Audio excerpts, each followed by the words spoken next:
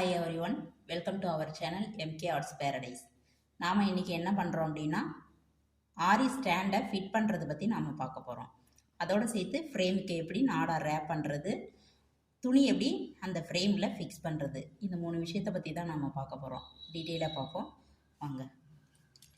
இப்போ வந்துட்டு இந்த லெக் இருக்குது இல்லைங்களா, நமக்கு இந்த லெக்கை வந்து அட்ஜஸ்ட்மெண்ட் பண்ணுறதுக்காக, ஏன்னா இப்போ நம்ம ஃபிட் பண்ணதுக்கப்புறம் அப் அண்ட் டவுன் இருக்கும் தரை. ஒரு சமதளத்தில் இல்லாமல் சில தரை இருக்கும், சமதளமாக இருக்கிறது சில தரைகள் இருக்கும். அந்த இடத்துல வரும்போது சமதளமாக இருக்கிற இடத்துல நமக்கு ஒன்றும் பிரச்சனை இல்லை, இந்த நெட்டு வந்து ஃபுல்லாகவே ஸ்க்ரூ பண்ணிக்கிங்க. இதே சமதளம் இல்லை கொஞ்சம் ஆடுது அப்படின்னா 4 லெக்லேயும் உள்ள இந்த ஸ்க்ரூ டைப்பில் உள்ள இந்த குந்து இருக்கு இல்லைங்களா, இதை வந்து நீங்கள் அட்ஜஸ்ட் பண்ணி கொஞ்சம் உயரம் கூட்டி குறைச்சி வைக்கிறதோட மூலமாக நீங்கள் அந்த ஆடுறதை வந்து நீங்கள் சரி பண்ண முடியும். இப்போ அது இந்த லெக்கை வந்து நாம் இந்த ரிங்கில் ஃபிட் பண்ணுவோம்.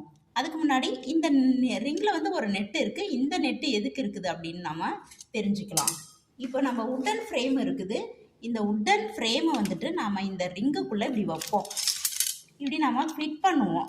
ஏன்னா நம்ம ஆரி ஒர்க் பண்ணும்போது இதில் ஃபிட் பண்ணி தான் நம்ம ஒர்க் பண்ண முடியும். இப்படி ஃபிட் பண்ணும்போது இப்போ நான் இதுக்குள்ளே வச்சுட்டேன், இந்த ரிங்குக்கும் இந்த உட்டன் ஃப்ரேம் ரிங்குக்கும் கரெக்டாக நமக்கு இருக்குது, உள்ளே போயிடுச்சு.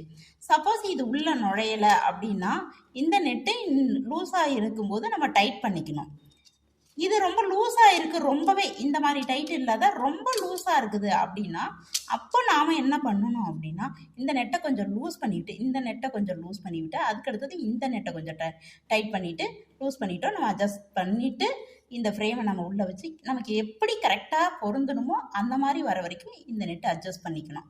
இது பண்ணி முடித்ததுக்கப்புறம் நாம் என்ன பண்ணணும் அப்படின்னா, இந்த லெக்ஸு ஒவ்வொன்றையும் எடுத்துகிட்டு நாம் இந்த ஹோல்ஸ் இருக்குது இல்லைங்களா, இங்கே 4 மூலையிலையும் உங்களுக்கு வந்து 4 கால் பொருத்துறதுக்காக இந்த மாதிரி ஹோல்ஸ் இருக்கும்.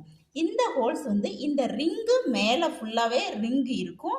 இந்த ரிங்குக்கு கீழ்ப்பகுதியில் தான் இந்த ஹோல் வைக்கிற இந்த பிளேஸ் இருக்கும். இந்த பகுதியை இப்படியே வச்சு நம்ம லெக்கை ஃபிட் பண்ணாமல் தலைக்கீழே இந்த ரிங்கை திருப்பி போடுவோம்.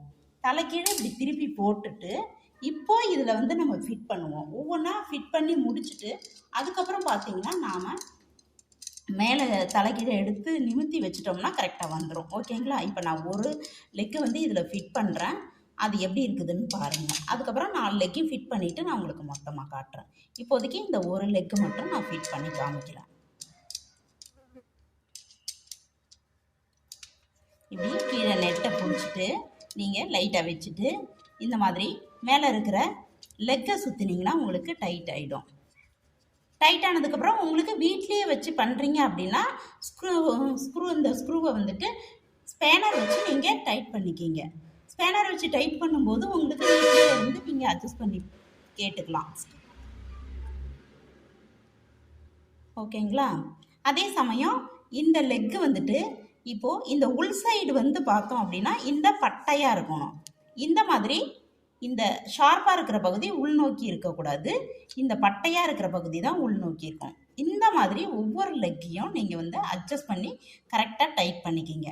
இப்போ நான் அடுத்தது வந்து 4 லெக்கையும் ஜாயின் பண்ணதுக்கப்புறம் நான் உங்களுக்கு காமிக்கிறேன், நீங்கள் அதுக்கப்புறம் பாருங்கள். இப்போ நாம் 4 லெக்ஸும் இந்த ரிங்கில் வந்து நம்ம ஃபிட் பண்ணிட்டோம். இப்போ இதை நேராக எடுத்து நம்ம நிமித்திப்போம். ஓகேங்களா? இப்போ நிமித்தி வச்சதுக்கப்புறம் பார்த்தீங்கன்னா மேலே இந்த ஃப்ரேமை எடுத்துகிட்டு என்ன பண்ணுறோம் அப்படின்னா இதில் வச்சு இந்த மாதிரி ஃபிட் பண்ணிக்கணும். இந்த மாதிரி ஃபிட் பண்ணும்போது தான் நமக்கு இதில் உட்காரணும். ஓகேங்களா? இதில் வந்து இந்த ரிங்கு கழண்டுருச்சு, ஸோ சும்மா வச்சு பார்க்குறோம். இவ்வளோதான். இது வந்து ஃப்ரேம் ரெடி பண்ணுறது, ஸ்டாண்டும் ஃப்ரேமும். நெக்ஸ்ட்டு வந்துட்டு நம்ம இந்த உட்டன் ஃப்ரேமில் எப்படி நம்ம ரேப் பண்ணுறது நாடாவை அப்படின்றத பற்றி நாம் நெக்ஸ்ட்டு வந்து பார்ப்போம். இப்போ நாம் இந்த நாடாவை எப்படி இந்த உட்டன் ஃப்ரேமில் சுற்றுறதுன்றதை பற்றி நம்ம பார்ப்போம். இதில் 2 ரிங் இருக்கும். உள்ளே ஒரு ரிங் இருக்குது, வெளியில் ஒரு ரிங் இருக்குது. உள்ளே இருக்கிற ரிங் பார்த்தீங்க அப்படின்னா முழுசாக இருக்கும், எந்த ஒரு கட்டுமே இருக்காது நீங்கள் பார்த்தீங்கன்னா. ஆனால் வெளியில் உள்ள ரிங்கு இந்த இடத்துல கட் பண்ணி இந்த இடத்துல ஒரு போல்ட்டு போட்டிருப்பாங்க. எதுக்காக அப்படின்னா நம்ம கிளாத்தை இதில் ஃபிட் பண்ணிவிட்டு அந்த ரிங்கோட கரெக்டாக ஃபிட்டிங் ஆகிறதுக்காக அட்ஜஸ்டில் பண்ணி இந்த நெட்டை வந்து நம்ம ஸ்க்ரூ பண்ணுறதுக்காக தான் இந்த இடத்துல வந்து இந்த ஜாயிண்ட் வச்சுருக்குறாங்க. இப்போ நம்ம சுத்த போகிறது வந்துட்டு இந்த உள் ஃப்ரேமில் இருக்கிற இந்த ரிங்கில் தான் நாம் வந்து சுத்த போகிறோம். எப்படி அப்படின்னா இந்த ரிங்லேயே இப்படி நிமித்தி வச்சுக்கிங்க. நிமித்தி வச்சுட்டு இப்போ இது வெளி சைடு இருக்குது, இது உள் சைடு இருக்குது. இந்த சைடும் கம் வைக்கக்கூடாது, இந்த சைடும் கம் வைக்கக்கூடாது. நம்ம இந்த உள் சைடு இருக்குங்க இல்லையா, இந்த உள் சைடு தான் நம்ம கம் அப்ளை பண்ணிவிட்டு இந்த நாடாவை நம்ம சுத்த போகிறோம். இப்போ நான் ரிங்கை வந்து நிமித்திக்கிறேன். நிமித்திக்கிட்டு இப்போ இந்த கம் எடுத்துக்கிறோம். நம்ம ஃபேப்ரிக் க்ளூ தான் எடுத்துக்கிறோம். இந்த கம்மை எடுத்துட்டு நாம் என்ன பண்ண, ரொம்ப நிறையெல்லாம் பண்ண வேண்டாம். ஸ்டார்டிங்கில் மட்டும் கொஞ்சம் இப்படி வைங்க. வச்சுட்டு ஃபஸ்ட்டு இந்த இடத்துல என்ன பண்ணுறீங்க அப்படின்னா இந்த மாதிரி கம் அப்ளை பண்ணிக்கிங்க. ஏன்னா ஒரு ஜிக்ஜாக்காக இந்த மாதிரி போட்டால் போதுமானதாக இருக்கும். கொஞ்சம் தூரத்துக்கு போட்டுக்கிட்டு நாம் என்ன பண்ணுறோன்னா இங்கே பாருங்கள், இப்படி ஃபஸ்ட்டு வச்சிடுறோம். வச்சுட்டு இந்த நாடாவை அப்படியே டைட்டாகவும் இருக்கணும், கிராஸாகவும் இருக்கணும். இந்த மாதிரி ஒன்று மேலே ஒன்று ஓவர்லேப் ஆகக்கூடாது. ஓகேங்களா? இப்போது இந்த மாதிரி வச்சுட்டு இன்னொருத்தவங்க ஹெல்ப்புக்கு வச்சுக்குவாங்க. ஒருத்தவங்க இந்த நாடாவை உள்ளே எடுத்து ஒரு சுற்றும் நீங்கள் சுற்றும் போது இந்த மாதிரி இப்படி சுற்றிட்டு வரீங்க. டைட்டாக பிடிச்சிக்கணும். இப்படி சுற்றிட்டு இந்த கையால் டைட்டாக அழுத்தி பிடிச்சிக்கிறோம். இந்த நாடாவை உள்ளே எடுத்துகிட்டு போட்டுக்கிறோம். இந்த மாதிரி பண்ணும்போது ஒருத்தவங்க ஹெல்ப்புக்கு இருந்தால் நல்லாயிருக்கும். ஏன்னா இந்த நாடாவை அவங்க ஒவ்வொரு சுற்று நீங்கள் சுற்றும் போது உள்ளே எடுத்து போட்டுட்டு இருப்பாங்க. நீங்கள் இதை ரேப் பண்ணி இப்படி சுற்றிட்டு வந்துடலாம். இந்த மாதிரி சுற்றணும். இப்போ இந்த இடத்துல எனக்கு கம்மு தீந்து போச்சு. நான் என்ன பண்ணுறேன் அப்படின்னா மறுபடியும் இந்த இடத்துல ஃபுல்லாக முன்ன மாதிரி ஜிக்ஜாக் மாதிரி போட்டு நான் கம்மு அப்ளை பண்ணுறேன். திரும்ப இதை மாதிரி ஃபுல்லாக இந்த ரிங்கு ஃபுல்லாக சுற்றிட்டு கடைசியாக இந்த இடம் வரும்போது இந்த இடத்துலையே நான் முடிக்கணும். முடிச்சுட்டு நல்லா கம் போட்டு அப்ளை பண்ணி இந்த உள் சைடே நான் ஒட்டணும். வெளி சைடோ மற்ற சைடோ ஏன் கம் போடலை அப்படின்ற டவுட்டு உங்களுக்கு வரலாம். ஏன் அந்த மாதிரி பண்ணலை அப்படின்னா இந்த பாப்ளின் கிளாத்தை நம்ம ஃபிட் பண்ணும்போது இந்த வெளி சைட்லேயும் இந்த சைடும் கிளாத் வந்து படும். இந்த உள் சைடில் படாது. அந்த மாதிரி படும்போது இந்த கம்மும் மெல்ட் ஆகும். அப்போ நமக்கு ஒட்டி எடுக்கும். எத்தனை முறை நம்ம எடுத்தாலும் நம்ம போடும்போதெல்லாம் ஒட்டி எடுக்கும். அந்த மாதிரி வரக்கூடாது அப்படின்றதுக்காக இந்த உள் சைடு வந்து நான் கம் அப்ளை பண்ண சொல்கிறேன். இந்த மாதிரி பண்ணிங்கன்னா உங்களுக்கு அடிக்கடி இந்த ஒட்டுற துணி இருக்காத அந்த ப்ராப்ளம் உங்களுக்கு வராமல் இருக்கும். ஸோ இப்போ ஃபுல்லாக நான் ஏற்கனவே சுற்றி ரெடி பண்ணி வச்சுருக்கிறேன். அந்த ஃப்ரேமை நான் காமிக்கிறேன். இந்த மாதிரி நீங்கள் ஃபுல்லாகவே சுற்றி ரெடி பண்ணிக்கணும். ஓகேங்களா? இப்போ நான் ரெடி பண்ணதை நான் காமிக்கிறேன் உங்களுக்கு. இப்போது அந்த மெலிசான நாடா இப்போது நான் காமிச்சேன் இல்லைங்களா, ரேப் பண்ணிவிட்டு அந்த நாடா மாதிரி சுற்றின இந்த ஃப்ரேமை நம்ம காமிக்கிறேன்.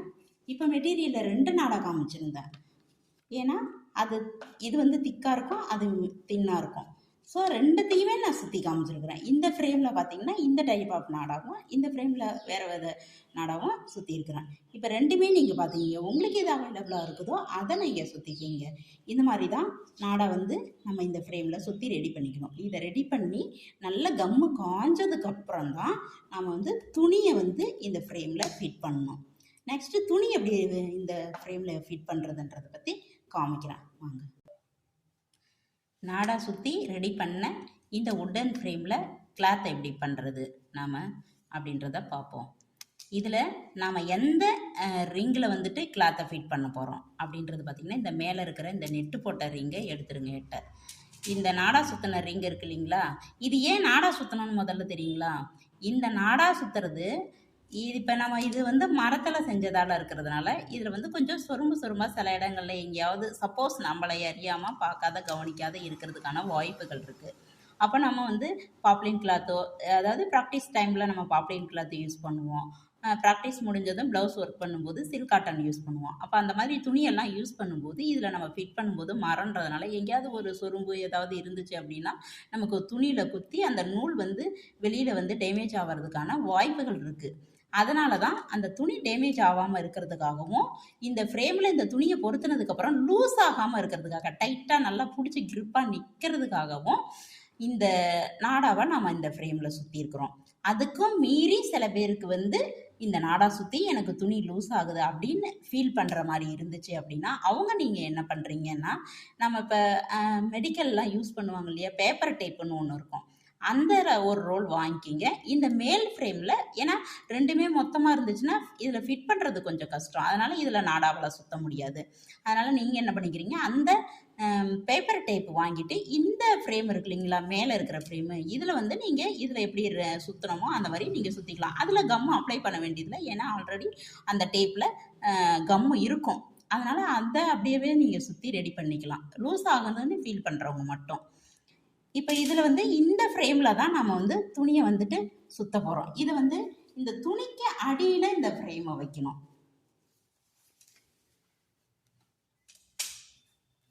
இந்த நாடா சுற்றின ஃப்ரேம் எடுத்துகிட்டு நம்ம இந்த துணிக்கு அடியில் வச்சுட்டு கரெக்டாக இப்போ இந்த நெட்டு போட்ட ஃப்ரேம் இருக்கு இல்லைங்களா, இதை ஃபிட் பண்ணணும். இதை ஃபிட் பண்ணுறதுக்கு முன்னாடி ஒரே ஒரு விஷயம் நீங்கள் கவனத்தில் வைக்கணும். இந்த ஸ்க்ரூ இருக்கு இல்லைங்களா, இந்த நெட்டு நம்மளோட ரைட் ஹேண்ட் சைடு இருக்கணும். அப்போ தான் இப்படி நம்ம இதை ஸ்க்ரூ பண்ணுறதுக்கான கம்ஃபர்டபுள் இருக்கும். இதே லெஃப்ட் ஹேண்டு பழக்கம் உள்ளவங்களுக்கு இந்த நெட்டு இந்த சைடு உள்ளது போல் நீங்கள் வச்சுக்கிங்க. ஏன்னா அப்போ உங்களுக்கு ரைட் ஹேண்டு யூஸ் பண்ணுறதுக்கு கம்ஃபர்டபுளாக இல்லைன்றத பட்சத்தில் இந்த ஹேண்டு யூஸ் பண்ணுவீங்க. ஸோ இந்த சைடு வேணுங்கிறப்ப இந்த மாதிரி யூஸ் பண்ணுவோம். மேக்ஸிமம் ரைட் ஹேண்ட் சைடு தான் யூஸ் பண்ணுவோம், ஏன்னா அதுதான் எல்லாருக்கும் பழக்கம் வரும். ஸோ எனக்கு ரைட் ஹேண்ட் சைடு தான் பழக்கம் வரும். நான் இந்த நெட்டு ரைட் ஹேண்டு சைடு வர மாதிரி நான் வச்சுக்கிறேன். ஏன்னா இதே இந்த சைடு இருந்ததுன்னா நமக்கு அது கம்ஃபர்டபுளாக இருக்காது. அதனால் இப்போ இந்த அடியில் உள்ள ரிங் இருக்கு இல்லைங்களா, அந்த ரிங்கு மேலே இந்த நெட்டை லூஸ் பண்ணிக்கணும். நாம் லூஸ் பண்ணிட்டு தான் அதில் பண்ண முடியும். இங்கே பாருங்கள், நான் லூஸ் பண்ணிக்கிறேன். இந்த நெட்டை கொஞ்சம் இந்த விரலால் பிடிச்சிட்டு நம்ம லூஸ் பண்ணிக்கிறோம். லூஸ் பண்ணிவிட்டு இதுக்குள்ளே பொருத்தும் போது நமக்கு கம்ஃபர்டபுளாக நல்லா பொருத்த முடியும். இந்த மாதிரி அமர்த்தி எடுத்துக்கிறோம்.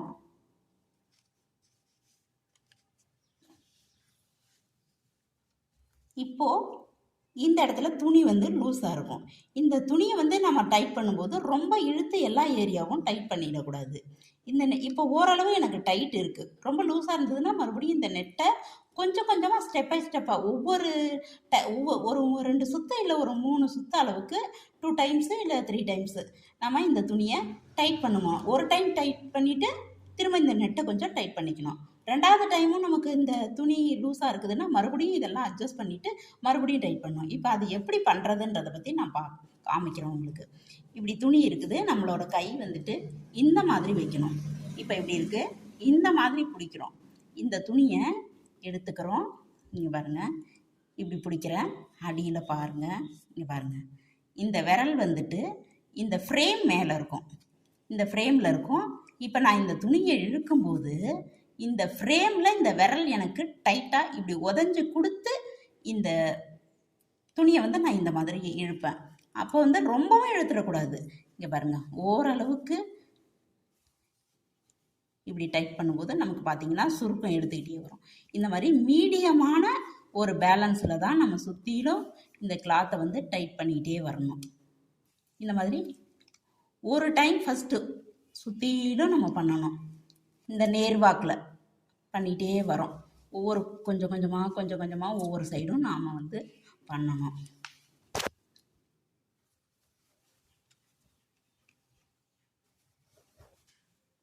இப்போ கொஞ்சம் தூரம் வந்ததுக்கப்புறம் பார்த்தீங்கன்னா துணி நிறையா இருக்கும். நீங்கள் அப்போ இந்த துணியை கொஞ்சம் எக்ஸ்ட்ரா வச்சுட்டு இப்படி கொஞ்சம் கொஞ்சமாக டைட் பண்ணுங்கள். இப்படி இழுத்துட்டு இந்த மாதிரி டைட் பண்ணுங்கள். டைட் பண்ணும்போது இப்போ பார்த்தீங்கன்னா உங்களுக்கு கிட்டத்தட்ட சுருக்கம் இல்லாத இருக்கும். அதே சமயம் நம்ம துணி டைட் பண்ண இப்போ இந்த சைடு பார்த்தீங்கன்னா கொஞ்சம் இந்த மேலே ஃப்ரேம் தூக்கிட்டே வரும். இது ரொம்ப தூக்கிட்டு வந்துருச்சுன்னா டக்குன்னு ஃப்ரேமை விட்டு கழண்டுறோம். நாம் ஃபிட் பண்ணது எல்லாமே வேஸ்ட்டாக போயிடும். அப்போது இங்கே பாருங்கள், இந்த அடி ஃப்ரேமு கொஞ்சம் மேலே வர மாதிரி இது கொஞ்சம் அழுத்தி விட்டுக்கணும். இப்போ எனக்கு ஓரளவு டைட் ஆகிடுச்சு. மறுபடியும் இந்த நெட்டை நான் கொஞ்சம் டைட் பண்ணுறேன். டைட் பண்ணிவிட்டு மறுபடியும் இந்த கிளாத்தை நான் சுற்றிலும் நான் என்ன பண்ணுறேன்னா இந்த மாதிரி டைட் பண்ணிகிட்டே வரேன். இந்த மாதிரி என்ன பண்ணுறேன்னா சுற்றிலும் ஃபுல்லாகவே மறுபடியும் நான் டைட் பண்ணி முடிச்சிட்டேன். அப்படின்னா என்ன பண்ணணும்னா இந்த நெட்டை கடைசியாக ஒரு டைமு நல்லா டைட் வச்சுக்கணும். டைட் வச்சதுக்கப்புறம் நாம் இந்த ஃப்ரேமை நல்ல ஒரு டைட்டில் இருக்கான்னு செக் பண்ணுறதுக்கான ஒரு டெஸ்டிங் என்ன அப்படின்னா, இந்த விரலால் இப்படி சுண்டி பார்த்தீங்கன்னா நமக்கு ட்ரம்ஸ் தட்டுற மாதிரி ஒரு சவுண்டு ஃபீல் ஆகும். அந்த டைமில் நாம் வந்துட்டு அந்த டைட்னஸ் நமக்கு போதும். இப்போ இந்த மாதிரி ரெடி பண்ணி முடித்த உடனே இந்த ஃப்ரேமை நம்ம எப்பவும் போல் ஸ்டாண்டில் போட்டு நம்ம இந்த ஆரி நீடில் வச்சு ஒர்க் பண்ண ஆரம்பிச்சிடலாம். இது வரைக்கும் தான் நமக்கு இந்த கிளாத் பொறுத்துறதோட ப்ராசஸிங் எல்லாமே.